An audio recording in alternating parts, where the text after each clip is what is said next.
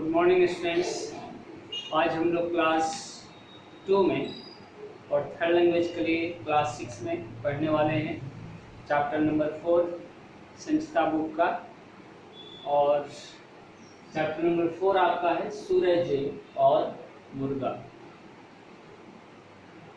सूरज और मुर्गा यह एक कविता है और यह कविता श्री प्रसाद के द्वारा लिखी गई है। श्री प्रसाद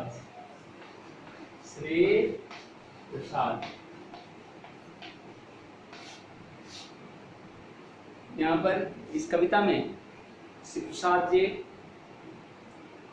हमें यह समझाने का प्रयास किए हैं कि हमें जो है घमंड नहीं करना चाहिए। दूसरी बात वे बताना चाहे हैं कि हमें प्रकृति से संबंध रखना चाहिए, हमें प्रकृति से प्रेम करना चाहिए। प्रकृति में जो भी वस्तुएं हैं उसके प्रति हमारे मन में श्रद्धा भावना होनी चाहिए, हम उनके प्रति उदार रहें। कहने का मतलब कि प्रकृति की जो भी चीज़ें हैं हमें उनका विनाश नहीं करना चाहिए बल्कि उनका संरक्षण करना चाहिए। संरक्षण करना क्या होता है? तो हमें उन्हें बचाने पर ध्यान देना चाहिए, हमें उनकी रक्षा करनी चाहिए। तो आइए एक बार कविता को हम बोलते हैं, फिर इसका मीनिंग को बताएंगे। इस कविता के कविता हमारा कुछ इस प्रकार है। सभी बच्चे जो है बुक में देख रहे 27 नंबर पेज। कई बार हमने देखा है मुर्गा बांग लगाता जब, पूरब में मुस्काता सूरज धीरे धीरे आता तब। नेक्स्ट देखिए पत्तियां। इसी बात से लगा सोचने सूरज को लाता हूँ मैं, बांग लगाकर रोज सुबह इस सूरज को चमकाता मैं। और बात फिर सोची उसने, कल सोऊंगा मैं जी भर कर, बांग नहीं मैं दूंगा तड़के, सूरज आएगा क्यों कर। लास्ट 4 पत्तियां हैं। मुर्गा सोया गहरी नींद, सूरज आया ठीक समय, रंग रंगीले फूल खिल गए, गूंज उठी चिड़ियों की लय। तो यह हमारा कविता है क्या जो श्री प्रसाद के द्वारा लिखी गई है। सभी बच्चे नए शब्द जो दिए गए हैं 28 नंबर पेज पर इसे लर्न करेंगे। ये शब्द क्या है? बांग। बांग का मतलब है मुर्गे की आवाज़। बांग किसको कहते हैं? बांग जो है मुर्गे की आवाज़ को कहते हैं। मुर्गा बांग लगाता है, यानी मुर्गा सुबह में क्या करता है? तो जगाता है। कैसे बोलकर? कुकड़ू बोलकर। और रोज़ का मतलब क्या होता है? हर दिन, डेली, प्रतिदिन। जी का मतलब मन होता है। तड़के मतलब क्या होता है? तो बहुत सुबह। तड़के मतलब बहुत सुबह। रंग रंगीले मतलब कई रंग के। और लय का मतलब क्या होता है? मधुर आवाज में। ठीक है, मधुर आवाज में। तो आइए एक बार कविता के मीनिंग को समझा जाए। सभी बच्चे ध्यान दें। सूरज और मुर्गा हमारा टॉपिक है। यहाँ पर कवि श्री प्रसाद जी किस प्रकार से सूरज के साथ मुर्गे के संबंध को स्थापित करना चाहें। किस प्रकार सूरज जो कि कहाँ है? तो आसमान में, जो कि पूरब दिशा से निकलता है, उसका धरती पर रहने वाले एक छोटे से जीव मुर्गा से किस तरीके का संबंध स्थापित कर रहे हैं, इस कविता के माध्यम से हम लोग देखें। सूरज और मुर्गा के बीच क्या संबंध है? तो कहीं न कहीं हम पाते हैं इस कविता में कि मुर्गा जो एक छोटा सा जीव है उसको किसी न किसी रूप में कहीं न कहीं से उसको गलतफहमी हो गई है ना। उसके मन में आ गया है क्या कि मेरे बांग लगाने से, मेरे बोलने से सूरज के उदय का होना होता है। सूरज पूरब दिशा में उदित होता है रोज सुबह। यह कैसे? तो मुर्गे को यह गलतफहमी हो गई है कि मेरे बांग लगाने से होता है सूरज का उगना, मेरी आवाज़ देने से होता है। तो देखिए 4 लाइन जो है, पहली 4 पंक्तियाँ क्या है कि कई बार हमने देखा है मुर्गा बांग लगाता जब पूरब में मुस्काता सूरज धीरे धीरे आता कर।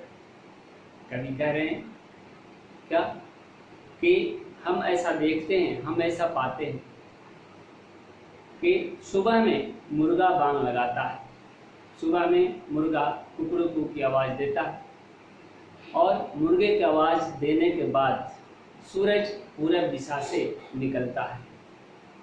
ठीक है। और कैसे सूरज आता है? तो सूरज के निकलने का किया गया है आपका यहाँ पर वर्णन कि सूरज जो है मुस्कुराता हुआ आता है। जैसे सूरज लालिमा को लेते हुए आता है, सूरज ऐसे आता है जैसे वो हंसता हुआ बाहर पूरब दिशा में निकलता है ना। तो धीरे धीरे सूरज का निकलना होता है पूरब दिशा में। कब? तो मुर्गे के बांग लगाने के बाद। ये 4 लाइन है ऊपर। और ऐसा रोज होता है कि मुर्गा पहले बांग लगाता है, मुर्गा अपनी आवाज़ को पहले देता है, मुर्गा जो है पहले बोलता है ना। और उसके बाद सूरज का रोज उदय होना होता है, सूरज का राइज होना होता है। सूरज पूरब दिशा में उगता है, हम जानते हैं। ठीक है। तो अर्ली इन द मॉर्निंग क्या होता है? सुबह सवेरे पहले मुर्गा बांग लगाता है, फिर सूरज का निकलना होता है। नेक्स्ट जो है 4 लाइन देखिए, इसी बात से लगा सोचने सूरज को लाता हूँ मैं। मुर्गा जो है रोज ऐसा देखता है कि मैं जो आवाज़ देता हूँ उसके बाद से सूरज का उगना होता है।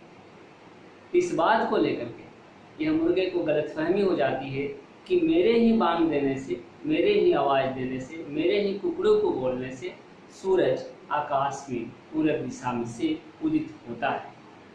ठीक है। सूरज को अब मुर्गा यह सोचने लगता है कि मैं ही लाता, मैं आवाज़ देता हूँ, सूरज जगता है, फिर सूरज का जगना क्या होता है? सूरज का पूरब दिशा में उदय होना। तो यह गलतफहमी मुर्गे ने अपने मन मस्तिष्क में पाल रखी है। क्या? इसी बात से लगा सोचने सूरज को लाता हूँ मैं, बांग लगाकर रोज सुबह इस सूरज को चमकाता हूँ, है ना। रोज मैं सुबह में आवाज़ देता हूँ, फिर सूरज निकलता है, फिर वो चमकता है। जैसे जैसे सूरज जो है सुबह से दोपहर होने लगता है, जैसे जैसे 6 से 7, 7 से 8, 8 से 9 बजता है, वैसे वैसे क्या होता है सुबह में सूरज का तापमान और बढ़ते जाता है और सूरज क्या होता है और उसमें चमक बढ़ती जाती है और उसका चमक जो है निखरने लगता है। तो कहीं ना कहीं मुर्गे की यह गलतफहमी हो गई है। नेक्स्ट आइए, अगली लाइन देखिए 4 लाइन क्या कि और बात फिर सोची उसने, कल सोऊंगा मैं जी भर कर, बांग नहीं मैं दूंगा तड़के, सूरज आएगा क्यों कर। अपने से ही बात कर रहा है मुर्गा। क्या?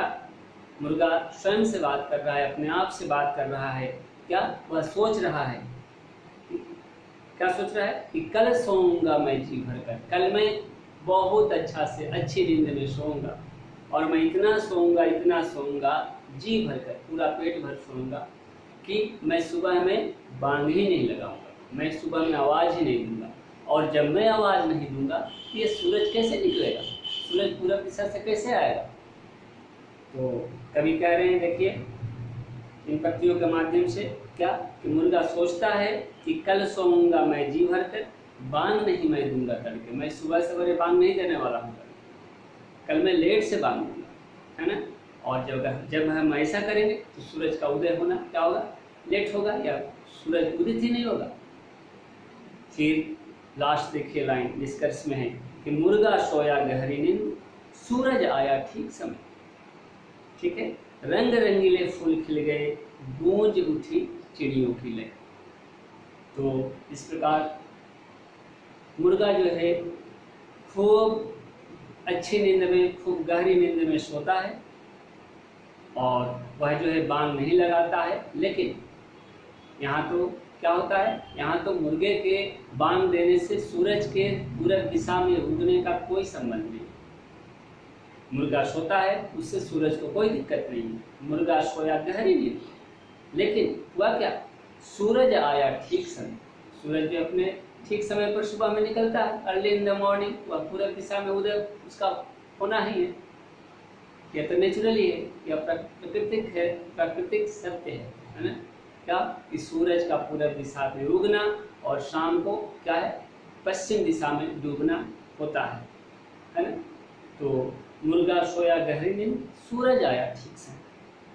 और सूरज के आने पर क्या होता है, तो चिड़िया जो है चहचहाने लगती है, रंग रंगीले फूल जो है खिल जाते हैं। और इस प्रकार चिड़िया जो है जब सुबह होता है तो वह जो है क्या करती है, तो चहकिंग करने लगती हैं, चहचहाने लगती हैं।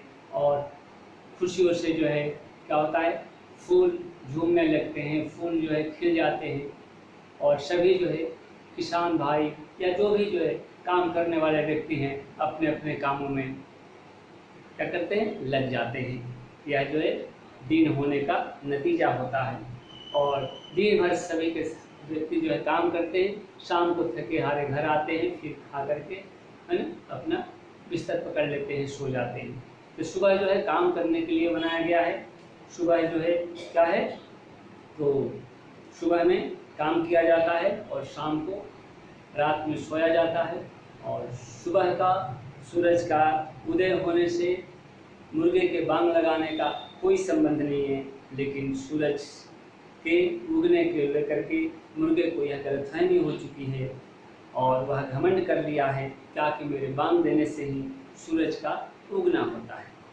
तो इस कविता का उद्देश्य है क्या कि हमें जो है घमंड नहीं करना चाहिए, हमें मुर्गे जैसी सोच नहीं रखनी चाहिए और हमें प्रकृति से प्रेम करना चाहिए।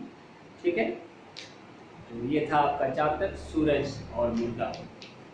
नेक्स्ट आइए पेज नंबर 28 पर, हम इसके क्वेश्चन आंसर पर आते हैं। सूरज कहाँ से आता है, तो आप लिखेंगे क्या कि सूरज जो है पूरब दिशा से आता है। ख नंबर क्वेश्चन है कि सूरज कैसे आता है, तो सूरज धीरे धीरे आता है, पूरब दिशा से सूरज धीरे धीरे आता है। ग नंबर क्वेश्चन है कि मुर्गा क्या सोचने लगा, क्या लिखेंगे, मुर्गा जो है सोचने लगा कि मेरे ही बांग लगाने से सूरज का उदय होना होता है या सूरज का उगना होता है। और घ नंबर क्वेश्चन है कि मुर्गा कब बांग लगाता है, तो मुर्गा जो है सुबह सवेरे है ना बांग लगाता है, बहुत सुबह बांग लगाता है, तड़के, मुर्गा तड़के बांग लगाता है। तड़के का मतलब क्या हो गया, सुबह सवेरे। तो मुर्गा कब बांग लगाता है, मुर्गा सुबह सवेरे बांग लगाता है, यानी अर्ली इन द मॉर्निंग। ये था आपका मौखिक क्वेश्चन। लिखित में देखिए मुर्गा क्यों नहीं जगा, तो मुर्गा के मन में यह बात आ गई थी क्या कि कल मैं जी भर कर सोऊंगा और मैं सूरज को चाहता हूं कि सूरज नहीं उदित हो, सूरज जो है पूरब दिशा में नहीं निकले, है ना।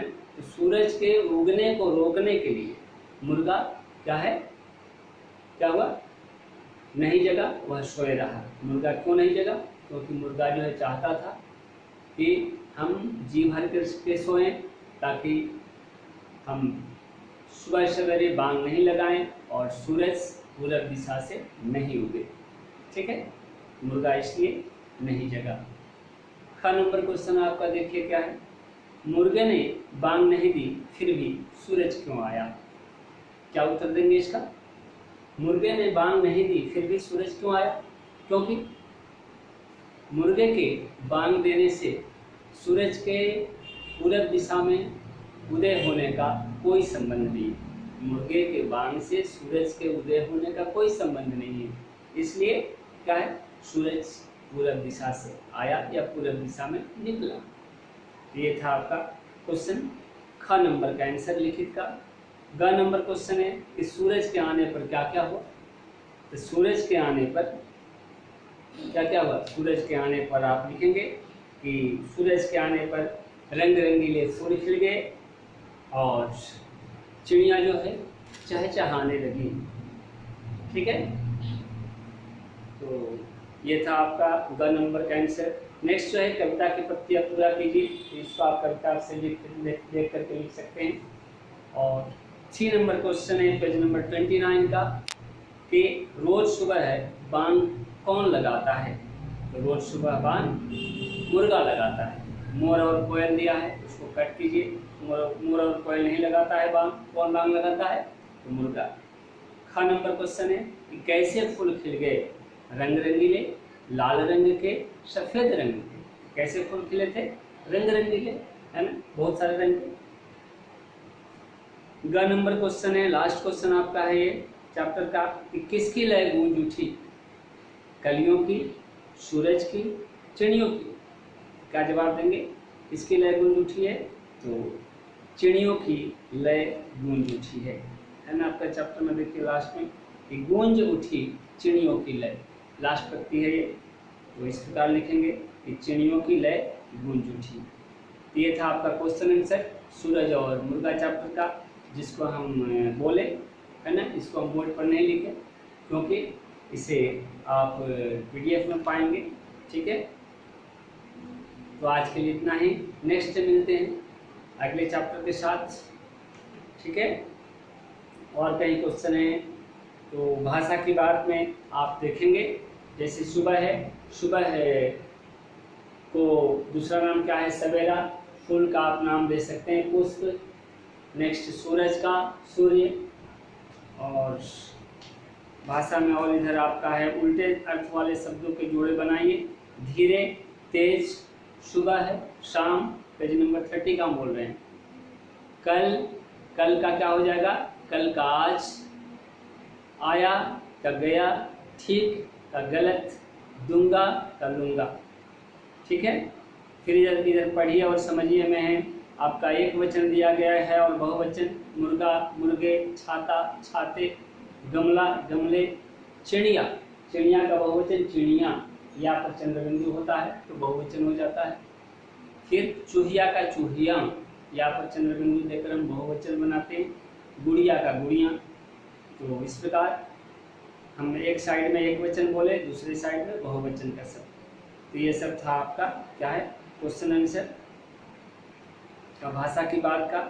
और इस प्रकार हम लोग इस चैप्टर को समाप्त किए। आज के लिए इतना ही। नेक्स्ट टाइम मिलते हैं इसके क्वेश्चन आंसर के साथ। PDF में आप इसका आंसर पाएंगे। धन्यवाद।